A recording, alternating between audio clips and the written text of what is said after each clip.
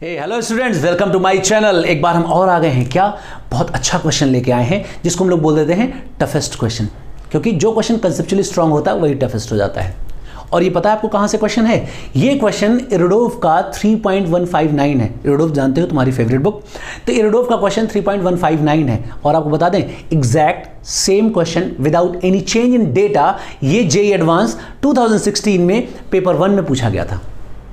अब आपको समझ में आ गया क्यों मैं इरोडोव के सोल्यूशन पोस्ट करता रहता हूं? क्योंकि बिना किसी डेटा चेंज की ये क्वेश्चन आता है एग्जाम में, ठीक है। इसलिए उन सोल्यूशन को फॉलो करते रहो, जिसका लिंक अभी आपको ऊपर दिख रहा होगा, ठीक है ना। चलो, अब क्वेश्चन क्या है ये मैं समझाता हूं। उससे पहले मैं आपको एक बात और बताता हूं। इरोडोव में ऐसे क्वेश्चन की शुरुआत 3.156 से शुरू हुई है और 3.161 तक ऐसे क्वेश्चन है। लगातार ऐसे 4-5 क्वेश्चन दिए हुए हैं जो एक ही जैसे हैं, और ये सारे क्वेश्चन जेईई में आ सकते हैं। देखो, इसी में से तो आया 3.159, है ना, जो कि 2016 में आया था, 2016 में आया था, ठीक है। क्वेश्चन क्या है ये मैं आपको समझाता हूं। एक रॉड है, ऐसे ये रॉड है, बहुत बड़ी रॉड है, ठीक है। मान लेते हैं एल लेंथ की रॉड, लेकिन बहुत बड़ी है लेंथ उसकी ना। यहां पे क्या दे रखा है? चार्ज डेंसिटी दे रखा है। चार्ज डेंसिटी क्या दे रखा है? लैम्डा कूलॉम दे रखा है। लैम्डा कूलॉम की चार्ज डेंसिटी दे रखा है पर मीटर। ऐसी एक कोई रॉड है, ठीक है। अब इसको हम एक सिलिंड्रिकल शेल में रख देते हैं,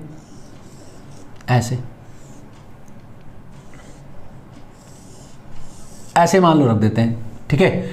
यहां का पूरा वातावरण, इसका पूरा वातावरण मतलब इस सिलेंडर को भर देते हैं, पूरे सिलेंडर को हम भर देते हैं, ठीक है। अब ये तो दिखेगा नहीं आपको, है ना, तो इसको हम गायब कर देते हैं, ठीक है। तो ये पूरा सिलेंडर का वातावरण आपको क्या कर दिया हमने? भर दिया। किससे? एक मीडियम से जिसकी कंडक्टिविटी सिग्मा है लेकिन उसका परमिटिविटी एप्सिलॉन है, इससे भर दिया, ठीक है। अब ये चार्ज धीरे धीरे डिके होगा, लीक करेगा, धीरे धीरे लीक करेगा। तो आपको पूछा है यहां पे करंट डेंसिटी टाइम के साथ क्या होगी, ये क्वेश्चन पूछा गया आपसे, ठीक है। इस क्वेश्चन का सॉल्यूशन अलग अलग वेबसाइट में अलग अलग मास्टर ने अलग अलग वीडियोस में बहुत भयानक तरीके से दिया है, जबकि यह क्वेश्चन डिके ऑफ चार्ज का क्वेश्चन है, आरसी सर्किट का सिंपल क्वेश्चन है और कुछ नहीं है, ठीक है। तो मैं इसको आरसी सर्किट से करके दिखाता हूं, बाकी मास्टरों ने तो करके दिखाया अलग अलग तरीके से, उसको आप देखते रहना, है ना। तो ये आरसी सर्किट से मैं आज आपको दिखाता हूं कैसे करते हैं, ठीक है। और ये कंसेप्ट आप हमेशा लगा देना। जो इरोडोव में 3.156 से क्वेश्चन शुरू हुए हैं, 3.161 तक सारे क्वेश्चन आप ऐसे ही सॉल्व कर लेना और कॉमेंट में सारे क्वेश्चन का जवाब भी मुझे देना। मैं आपके सारे क्वेश्चन के जवाब का मैं वेट करूंगा। कौन से क्वेश्चन के? इरोडोव के क्वेश्चन के, ठीक है। तो मैं इसको आज आपको समझाता हूं।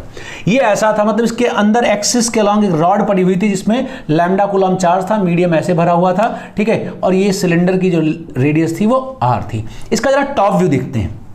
ऊपर से अगर झांकोगे, लटक के झांकोगे, तो टॉप व्यू क्या आएगा? ये ऐसा नजर आएगा, ठीक है, ऐसे तो नजर आएगा। और यहां क्या है?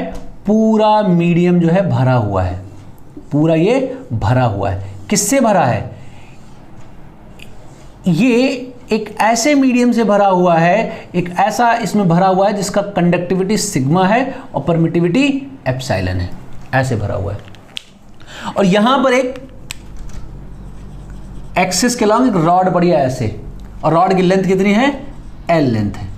मेरे ख्याल से समझ में आ रहा होगा। अगर मैं दिखाना चाहूं तो बोलूं कि ये रॉड जो है दिख जा रही है ऐसे। अगर आप मान लो आर पार देख सकते हो तो ऐसा दिखेगा आपको, ऐसे रॉड है। अभी क्लियर हो गया, ठीक है।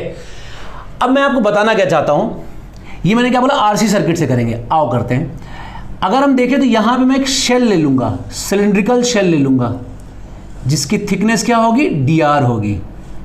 ये r डिस्टेंस की दूरी पर है, और इस शेल की जो थिकनेस, जो मैंने शेल यहां एज्यूम किया है, ये शेल जो एज्यूम किया है, इस शेल की जो थिकनेस है कितनी है? dr है। ये जो थिकनेस है ये कितनी है? dr ले रखी है, ठीक है। देखो, मैं इसका टाइम कांस्टेंट निकाल रहा हूं, इस मोमेंट के लिए इसका टाइम कांस्टेंट निकाल रहा हूं, और एक बहुत इंटरेस्टिंग रिजल्ट आएगा। इसको आप ध्यान से देखना, बहुत इंटरेस्टिंग रिजल्ट आने वाला है। अगर मैं बोलूं इसका टाइम कांस्टेंट निकालें, तो टाइम कांस्टेंट सभी को पता है, टाइम कांस्टेंट होता है R × C, ये होता है टाइम कांस्टेंट। तो इतने वाले शेल का एक कैपेसिटेंस होगा, मतलब एक रेजिस्टेंस होगा और कैपेसिटेंस भी होगा। तो इसका मैं टाइम कांस्टेंट निकाल रहा हूं। ध्यान से देखो, मैं पूरे का निकालने के बजाय मैं क्या करता हूं? मैं बोलता हूं मैं अगर एक एलिमेंट ले लूं तो क्या बुराई है? इतने एलिमेंट को अगर मैं डिस्कस करूं तो कोई बुराई नहीं है, ठीक है। कोई बुराई नहीं है, कभी भी कोई बुराई नहीं है। अभी एक्चुअली क्या, ये ऐसा है, ये ऐसा सिलेंडर है, ऐसा सामने आपकी तरफ जाता हुआ दिखेगा, तो ये एल लेंथ का स्मॉल आर रेडियस का एक शेल है, ठीक है। तो अगर मैं इतने सेगमेंट की बात करूं तो इस सेगमेंट का अगर मान लो मैं एरिया ले लेता हूं ए, एज्यूम कर लिया मैंने एरिया ए, ठीक है। इसके बीच में जो मीडियम भरा हुआ, ये जो मीडियम भरा है इसकी परमिटिविटी कितनी है, एप्सिलॉन, कंडक्टिविटी कितनी है, म्यू, ठीक है। इसकी थिकनेस कितनी है, डी आर। तो देखा जाए ये एक कैप्स्टर नहीं हो गया, ये कैप्स्टर हो गया, ठीक है, जिसके प्लेट का सेपरेशन डी आर है, इसका एरिया कितना है, डी ए है, या फिर बोले हम ए है। तो इसका कैप्स्टेंस कितना आएगा, इसका मीडियम भरा हुआ है किससे, एप्सिलॉन से भरा है, तो इसका जो कैप्स्टेंस आएगा सी जो आएगा वो क्या आएगा, ए एप्सिलॉन डिवाइड बाई ये थिकनेस जिसको हमने बोला डी आर। अब रही बात रेजिस्टेंस की, तो इसका रेजिस्टेंस कितना आएगा, रेजिस्टेंस निकालना बहुत आसान होता है, रेजिस्टेंस होता है रो एल बाई ए, ठीक है, रो एल बाई ए। तो एल की जगह जिसको फाड़ के जा रहा होगा वो डी आर, जिसके अलाउंग करंट जा रहा होगा, ऐसे ही तो करंट भाग रहा होगा तो डी आर, ठीक है। रो की जगह 1/सिग्मा लिखेंगे और एरिया लिखेंगे, ये आ जाएगा आपका आर और सी। अब मैं लिखूं टाइम कांस्टेंट, टाइम कांस्टेंट क्या होता है था, आर सी, तो टाइम कांस्टेंट क्या होता है, आर इंटू सी।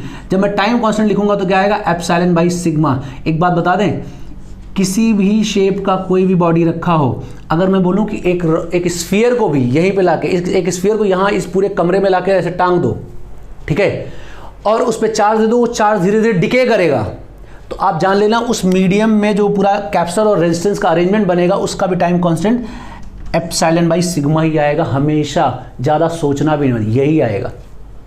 और जितने क्वेश्चन मैंने बोले ना एरोडोफ के 3.156 से लेके 3.161 तक, इवन ये भी जो 3.159 है, जो भी IIT JEE का 2016 का पेपर 1 का क्वेश्चन है, इसमें भी टाइम कांस्टेंट आप क्या रख सकते हैं, ये रख सकते हैं, ठीक है। ये क्वेश्चन देखा जाए क्या है, एक चार्ज कैप्स्टर डिके करता है उसका क्वेश्चन है। जब चार्ज कैप्स्टर डिके करता है तो उसका जो चार्ज लिखा जाता है किसी इंस्टेंट पे लिखा जाता है Q0 e⁻t/τ, ये लिखा जाता है। यहाँ टाउ की वैल्यू तुमने निकाली है, सो Q की वैल्यू क्या लिखी जाएगी, Q0 लिखी जाएगी, e की पावर लिखी जाएगी, माइनस लिखा जाएगा और t लिखा जाएगा, और टाउ की वैल्यू क्या निकाली है आपने बताओ, ये तो ये सिग्मा बाई एप्सिलॉन आ जाएगा, ये इतना आ जाएगा, ठीक है, ये आ जाएगा। अब इस सिलिंड्रिकल रीजन में जिसको हमने बोला ये एक आरसी सर्किट का एक अरेंजमेंट बिहेव करेगा, ये सिलिंड्रिकल रीजन एक आरसी सर्किट का एक अरेंजमेंट जैसा बिहेव करेगा। तो इस सिलिंड्रिकल रीजन में कितना चार्ज है, एल लेंथ लंबाई है, लैम्डा डेंसिटी है, तो चार्ज कितना रहेगा यहाँ पे, लैम्डा नॉट डेंसिटी थी तो लैम्डा नॉट इंटू एल, ये चार्ज रहेगा शुरू में e⁻t सिग्मा बाई एप्सिलॉन, ठीक है, सिंपल, ये रहेगा चार्ज किसी इंस्टेंट पर, ठीक है। अब अगर आप देखोगे अलग अलग जगह पर जो सोल्यूशन दिया है, खूब बहुत बड़ी पंचायत करी, पता नहीं क्या क्या सॉल्व किया है, क्यों करना, सीधा आ रहा है। और मैं कह रहा हूँ 3.156 से लेके 3.161 तक जितने क्वेश्चन हैं सबके सोल्यूशन आप ऐसे ही सॉल्व कर सकते हैं। ये टाइम कांस्टेंट ले लो और ये एज्यूम करके सॉल्व कर लो, कभी गलत नहीं आएगा, गारंटी है मेरी, ठीक है ना, तो टेंशन मत लेना। अब अगर करंट की बात करें, करंट क्या हो जाएगा, dq/dt। ये चार्ज घट रहा है बढ़ रहा है, घट रहा है, इसलिए I की वैल्यू लिखी जाएगी -dq/dt, क्योंकि चार्ज डिक्रीज कर रहा है, डिके कर रहा है, डिके हो रहा है, इसलिए क्या लिखा जाएगा, -dq/dt लिखा जाएगा। तो I की जो वैल्यू लिखी जाएगी क्या लिखी जाएगी, लैम्डा नॉट L, एक माइनस तो पहले से लगाना है और यहाँ पे डिफरेंशिएट करना है, तो क्या लिखा जाएगा, लैम्डा नॉट L, और ये ऊपर से इधर आएगा तो क्या लिखा जाएगा, सिग्मा लिखा जाएगा, एप्सिलॉन लिखा जाएगा, एक माइनस और आएगा, माइनस ये रहेगा तो मैं इसको यहीं पे प्लस कर देता हूँ, ठीक है ना, प्लस कर दिया मैंने, ठीक है। और ये क्या लिखा जाएगा, e⁻t सिग्मा बाई एप्सिलॉन, ये आ जाएगा मेरा करंट। क्या लिखा हमने, ये सिग्मा एप्सिलॉन को आगे उतार लिया, बाकी कुछ करने की जरूरत नहीं है, ये आ जाएगी करंट, किसी इंस्टेंट पर ये करंट होगी। तो किसी लोकेशन पे, इस लोकेशन पे अगर मुझे करंट डेंसिटी चाहिए, J चाहिए, तो मैं क्या लिखूंगा, I डिवाइड बाई एरिया। कितना एरिया होगा, ये सिलेंडर है, ऐसे सिलेंडर है, ऐसे सामने, तो R रेडियस है तो 2πr इंटू लेंथ 2πrl, ये करंट डेंसिटी जाएगा। तो J की वैल्यू निकालोगे किसी इंस्टेंट तो क्या आएगा, लैम्डा नॉट सिग्मा एप्सिलॉन, फिर मैंने एप्सिलॉन नॉट लिख दिया, ठीक है ना, गलत हो जाएगा ना, 2πrl, ठीक है। और क्या लिखेंगे, e⁻t सिग्मा बाई एप्सिलॉन, ये कर देंगे, ठीक है। तो ये आ जाएगा क्या मेरा, ये आ जाएगी मेरी करंट डेंसिटी, कहाँ पे, किसी पर्टिकुलर लोकेशन। मैंने 2 पाई आर एल से इस वाले पोर्शन डिवाइड किया, तो एल से एल हमारा यहाँ पे क्या हो जाएगा, जो एल था ये कैंसिल हो जाएगा। तो अब जो जे की वैल्यू आएगी, वो जे की वैल्यू क्या आएगी, जे की जो वैल्यू आएगी वो आएगी lambda nought sigma divide by 2 pi epsilon R, ये आ जाएगा। और ई की power minus T sigma by epsilon, ये आ जाएगा करंट डेंसिटी। सिंपल। और बताऊं मैं आपको याद करने की जरूरत नहीं है अब इसको, ठीक है, इतना सॉल्व करने की भी जरूरत नहीं है, ये तो पता ही चल गया एप्सिलॉन बाई सिग्मा होता है। तो अगर मुझसे पूछा जाता करंट डेंसिटी बताओ, मैं क्या करता, अब मैं क्या तुम क्या करते, बोलते करंट डेंसिटी पूछ रहे हो, ठीक है। लैम्डा एल चार्ज हो गया डिवाइड बाई टाइम कांस्टेंट हो जाएगा एप्सिलॉन सिग्मा, ये हो गई मेरी करंट, और इसको मैं डिवाइड कर दूंगा 2 पाई आर एल से, तो ये बन जाएगा मैक्सिमम करंट डेंसिटी। और इसको E minus T by tau कर देंगे, टाउ की वैल्यू डिवाइड करेंगे तो यहाँ आएगा एप्सिलॉन, यहाँ आएगा सिग्मा, ये आएगी करंट डेंसिटी। जय श्री राम जी की। खत्म। क्या किया बताओ, चार्ज लिखा मैक्सिमम, तो क्या लिखा, लैम्डा एल चार्ज हो गया, चार्ज डिवाइड बाई क्या किया, टाइम किया। मैक्सिमम चार्ज, मैक्सिमम करंट के लिए यही तो करते थे, Q not divide by tau करते थे, तो इस टाउ से डिवाइड कर दिया, ये आ गया। डेंसिटी के लिए किसी जगह पर डेंसिटी 2 पाई आर एल से डिवाइड कर दिया, डेंसिटी बन गई, into E power minus T by tau. देखो ये आंसर आ रहा है नहीं आ रहा है, ये एल से एल कैंसिल करो जरा, यहाँ पे 2 पाई एप्सिलॉन आर। ये तो जो हमारे बच्चे होते हैं, समझदार जो बच्चे होते हैं, जो एक बार पढ़ लेते हैं, वो ये सब सॉल्व नहीं करते, उनको आंसर दिखता है, उनको आंसर दिखता है, जैसे अब आपको दिखता है। 3.156 इरोडोव से लेके, इरोडोव का 3.156 से लेके इरोडोव का 3.161 तक सारे क्वेश्चन ऐसे बिना पेन पेपर के सॉल्व करने हैं तुमको, ठीक है। ये सिंपल क्वेश्चन था, इसका सोल्यूशन आ गया। अब ग्राफ पूछा था इन्होंने क्वेश्चन में, तो ग्राफ ड्रॉ कर सकते हो नहीं कर सकते हो, ग्राफ कैसा ड्रॉ होगा, जे का टाइम के साथ। ये बेकार क्वेश्चन हो गया। क्या है, शुरुआत में मैक्सिमम डेंसिटी होगी, उसका धीरे धीरे घटता रहेगा, फाइनली खत्म। ये ऐसा आएगा, ये ऐसा ग्राफ बनेगा यहां पे लो, ठीक है। और अगर ये ग्राफ का ही क्वेश्चन होता, अगर ये खाली ग्राफ का क्वेश्चन होता, तो हम गारंटी से कह सकते हैं अगर इस तरह का क्वेश्चन आएगा तो आप सॉल्व ही नहीं करोगे, बोलोगे सर ये आरसी सर्किट का क्वेश्चन है, डिके कर रहा है, आंसर टिक करो, यही टाइप का ऑप्शन, काम खत्म, सॉल्व ही ना करते। वो तो मैंने सॉल्व करके इसलिए बताया क्योंकि एक्सप्रेशन ऐसा था, ठीक है। नहीं आप सॉल्व ही ना करते, क्यों ना करते, समझ रहे हो ना, क्योंकि डिके हो रहा है ना, आरसी डिके हो रहा है तो करंट का ग्राफ यही आता है, इसलिए ऐसा डेंसिटी का भी ग्राफ होगा, सिंपल। क्लियर है। तो मजा आया, ठीक है, मजा आया तो इस वीडियो को लाइक करो, सब्सक्राइब भी कर लो चैनल को अगर पहली बार जुड़े हो तो। और इस चैनल को सब्सक्राइब करने का फायदा क्या है, बार बार हम ऐसे ही क्वेश्चन की वीडियो लेके आएंगे, ठीक है।